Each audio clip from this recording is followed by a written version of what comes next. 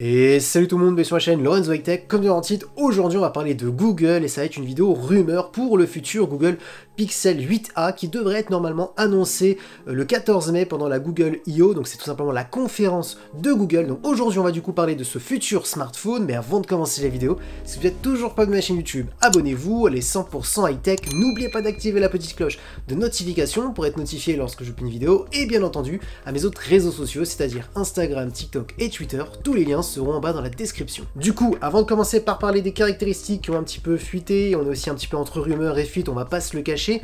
Pour les gens qui ne connaissent pas la gamme A chez Google, c'est tout simplement des smartphones milieu haut de gamme, un petit peu entre les deux. On pioche certaines technologies des gammes haut de gamme chez Google, on récupère certaines autres technologies des smartphones plutôt milieu de gamme, et du coup ça fait un smartphone pas trop cher, un smartphone plutôt attractif par rapport aux caractéristiques. Donc voilà comment est configurée un petit peu la gamme A chez Google. Maintenant on va tout de suite attaquer les caractéristiques de la face avant. On devrait avoir une diagonale de 6,1 pouces, donc pas une grande taille. Souvent les gammes A c'est des smartphones de taille moyenne, on va pas se le cacher. Si vous voulez des smartphones plus grands, il faudra viser plutôt chez la gamme Pro des Google Pixel 8 Pro par exemple. Ensuite, on devrait avoir toujours une résolution Full HD+, accompagnée bien entendu par une technologie OLED. Et là, la petite différence cette année comparée au Google Pixel 7a de l'année dernière, c'est qu'on devrait avoir un taux de rafraîchissement de 120 Hz, donc ça serait la grande nouveauté cette année. L'année dernière, on était bloqué à du 90 Hz. Ensuite, on devrait avoir un écran qui serait plutôt lumineux, parce qu'on serait sur un écran de 1400 nits, donc c'est plutôt lumineux. Maintenant, ce ne sera pas le meilleur écran en termes de luminosité comparé à d'autres smartphones, mais ça reste largement suffisant. Et ensuite, concernant la caméra frontale, on devrait garder le même capteur que l'année dernière, c'est-à-dire un capteur de 13 mégapixels. Maintenant, attaquons la partie photo, le point fort de Google, on va pas se le cacher, et leur gros point fort, c'est surtout au niveau du traitement photo, au niveau de l'intelligence artificielle, on va pas se le cacher. Alors cette année, pas de gros changements, on devrait garder le même capteur que l'année dernière, que le Google Pixel 7a, un capteur de 64 mégapixels, un Sony IMX 787, c'est avéré plutôt bon, on va pas se le cacher, donc pas de gros changements. Le changement serait plutôt au niveau du traitement photo qui aurait été amélioré, et surtout au nouveau processeur que je vous donnerai juste après. Et on devrait toujours avoir aussi un ultra grand angle de 13 mégapixels. Et pour terminer, bien entendu, concernant la partie vidéo, on filmera toujours en 4K. Ensuite, ce que Google devrait annoncer au niveau du software, donc c'est-à-dire au niveau des mises à jour, l'avantage de ce Google Pixel 8a, ça serait d'avoir 7 ans de mise à jour comme les Google Pixel 8 et comme les Google Pixel 8 Pro. Donc là, l'avantage, c'est que sur ce smartphone qui devrait être à un prix plutôt intéressant, posséderait 7 ans de mise à jour, donc ça serait quand même un grand argument pour ce smartphone. Maintenant, parlons de performance. Alors ce qui semble logique et ce qui a plutôt fuité, c'est qu'on devrait avoir la puce Tensor G3, donc le même processeur qu'on retrouve sur les Google Pixel 8 ou Google Pixel 8 Pro. Donc là, vraiment l'avantage de ce smartphone, c'est que pour un prix qui sera bien moindre comparé au Google Pixel 8 ou au Google Pixel 8 Pro, eh ben on devrait avoir les mêmes performances pour un prix inférieur. Donc ça serait vraiment le gros argument, plus l'avantage de l'intelligence artificielle, du traitement photo, parce que oui, sur cette puce de Google, il y a vraiment une partie dédiée à la photo. Donc c'est pour ça que même si on a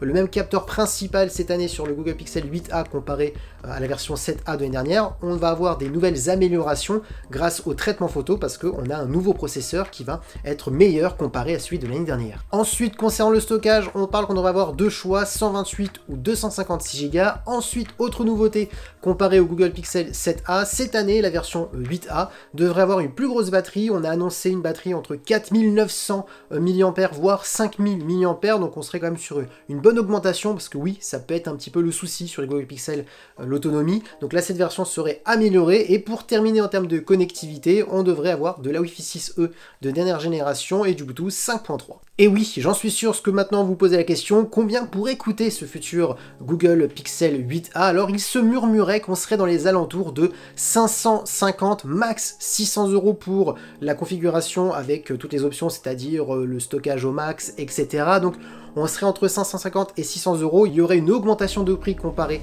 à l'année dernière, mais là on aurait aussi bien entendu des avantages, c'est-à-dire bien entendu une plus grosse batterie, on aurait aussi la puce Tensor G3 qui serait plus performante, un 120 Hz au niveau de l'écran, donc tout ça, ça a un coût bien entendu, donc c'est pour ça qu'on devrait avoir une augmentation comparée à l'année dernière, mais ça resterait quand même un prix inférieur comparé au Google Pixel 8 et au Google Pixel 8 Pro. Donc pour qui il est destiné ce smartphone, il sera destiné pour des personnes qui veulent un smartphone en dessous des 600 €, mais un bon photophone pour faire de belles photos avec de l'intelligence artificielle. Donc là, ce Google Pixel 8a normalement devrait cocher toutes les cases. Quelqu'un aussi qui veut un bon écran, parce que oui, les smartphones de Google ont souvent de très bons écrans, et là on gagnerait du 120 Hz comparé aux 90 Hz de l'année dernière. Donc on serait sur un smartphone plutôt polyvalent un peu partout, sauf bien entendu, comme vous le savez tous, la puce Tensor G3 qu'on retrouve sur les Google Pixel 8 et 8 Pro.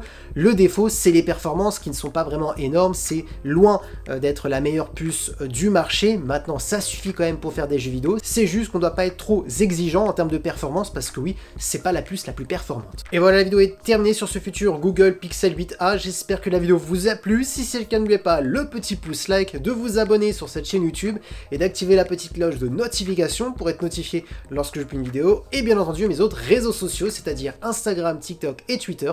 Tous les liens seront en bas dans la description, et maintenant je vous dis à très bientôt.